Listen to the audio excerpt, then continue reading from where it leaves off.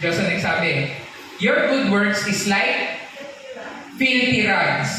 Bakit sinabi niyang good works? Hindi niya sinabing bad works. Nagtataka ako gano'n, no? Bakit kaya gano'n ang ginamit na example ng Diyos na ipakita sa tao kung kano siya kakulang ay yung mabuting gawain nila? Dahil kasi yun ang pagmamalaki natin sa Diyos. Gusto lang ipaalam ng Diyos na yung ipagmamalaki mo ay maduming basahan sa kanyang harapan. Hindi yung kakulangan mo, hindi yung kasalanan mo. Yung ipagmamalaki mo sa kanya, yun ang sinabi niya sa kanya na kulang pa din yan. Yan ay maduming basahan sa aking harapan. Your good works. Hindi niya sinabing bad works dahil alam niya ang tao ang palaging iaalay. Dahil kasi ganun ang reliyon eh. Lahat ng reliyon, yung mabuti kong gagawin sa Diyos. Eh yun ay bunga ng flesh.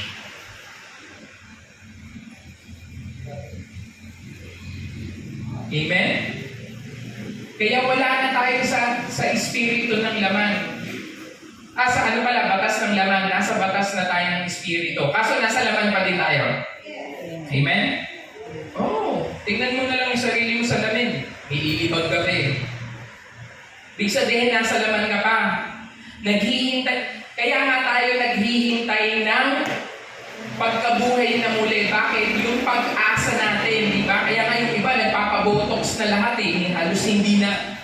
Ano ka ba? Galit ka ba? Natatawa? Or natutuwa? Bakit hindi na kumikilos yung mukha mo? Lahat na kasi ng klase ng botox nilagay na. Para hindi magsag. Dahil kasi itong katawan natin talagang to, kaya ako natutuwa din ako minsan pag sumasakit yung tuhod ko. Pag sumasakit, ngayon, praise the Lord, hindi nag-aano. Hindi katulad ng unang beses ako nag-basketball. Ngayon, hindi nag-aano. Kaso natutuwa pa rin ako. Bakit? Dahil sinasabi dito na dadating ang panahon, bibigyan ako ng bagong katawan. Amen. Na hindi na magugutom. Kaso kumakain pa din. Amen. Woo!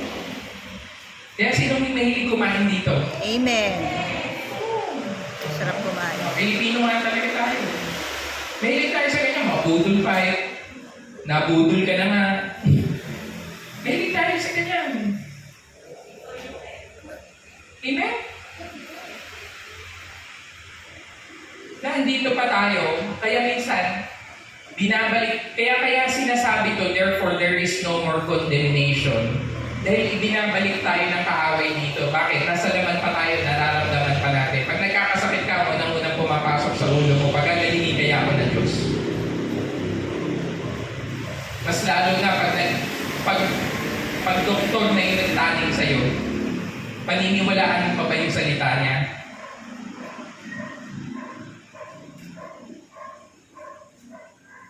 Kaya, dahil kasi condemnation dumadating kaya kasi nararapat lang sa akin yun dahil kasi dami ko na pinanitaba eh.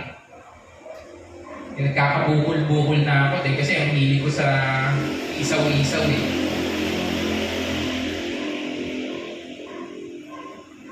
Sabi ko nga, wala na tayo sa batas ng laman, nasa batas na tayo ng Espiritu.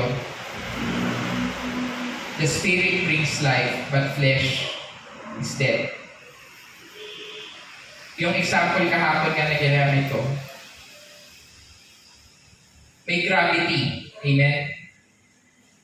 Kahit hindi mo alam ang gravity, kahit hindi, ano bang engineering, Ben? What's the coefficient? What's the coefficient of gravity? Ano? Meters per second. Squared ba yun? Oo, tama. Kaaral. Gravity. Kahit hindi mo alam ang coefficient of gravity, kahit hindi mo naiintindihan niya, pag tumalon ka, lalaglag ka. Lalaglag ka pa din. Bakit? Dahil yung batas na yun ay gawa ng Diyos. Amen. Ang kagandahan doon, lahat ng batas sa mundo, natural, ay gawa ng Diyos, kaya constant. Di kayo natutuwa doon? Bakit niya lahat nagbabago, computer nagbabago, ganyan yung... Bakit yung batas ng gravity hindi nagbabago? Dahil kasi gawa siya ng isang Diyos na constant. Amen. Bakit Bakit pa din umiikot ang mundo sa ano? Sa araw? Hindi ba napagod ang mundo sa kakaikot? Bakit hindi na lang humiwala yung mundo sa araw? Hindi niyo naisip yun? Bakit? Dahil ang Diyos ay perfecto. Doon na lang namamangha ako eh. Tumalong ka dyan kahit di mo alam ang gravity, lalaglag ka. Kaso bakit ang aeroplano nakakalipad? Apektado ang aeroplano ng gravity. Amen? Kaso bakit nakakalipad ang aeroplano? Dahil may isa pang batas na sumasaklaw sa aeroplano. Anong batas yun? The law of thrust and lift. The higher the pressure above the wing, the higher the pressure below the wing, and lesser yung pressure above. Kaya makikita mo conical yung medyo may pagka-curved wing sila. Bakit? Para mas mabilis yung daloy ng hangin sa ilalim ng pakpak kaysa dun sa daloy ng hangin sa taas ng pakpak. Kapag mas mataas ang pressure sa ilalim, mababa dito, ano nangyayari? Parang helium, bakit ang lobo tumataas? Dahil kasi ang pressure, yung particles pressure ng helium gas ay mas magaan kaysa sa air. Kaya lumulutang. Ganun din yung principle. May gravity kaso hindi naapektuhan kapag umaandar na yung aeroplano, ibang batas na yung sinasaklawan niya kaya lumilipad. Ganun din po sa atin. Nasa laman tayo, kaso dito na tayo nag-ooperate. Amen? Kaya ang sabi pa doon, ang sabi doon is, when you are operating in the Spirit,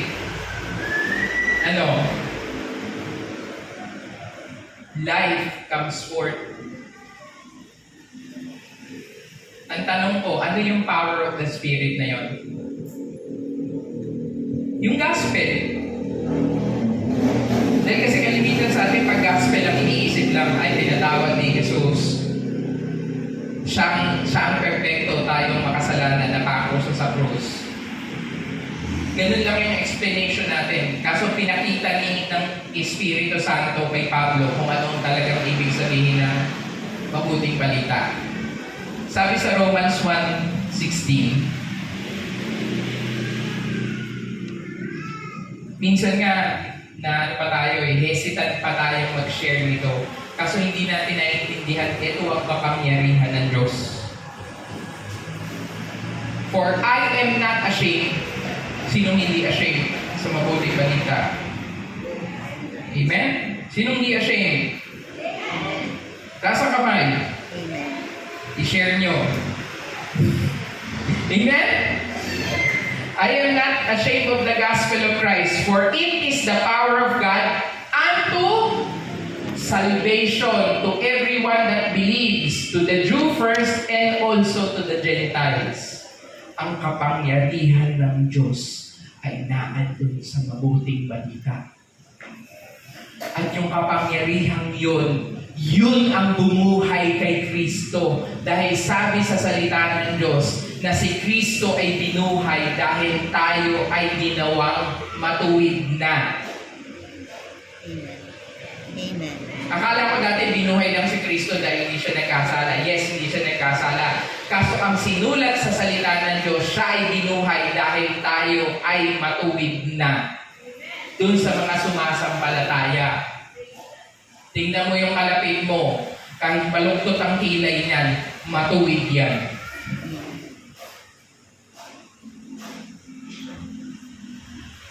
Matuwid. Amen? Nagiging chismoso paminsan-minsan, matuwid pa din yan. May initin ang ulo, paminsan-minsan, matuwid pa din yan. Amen?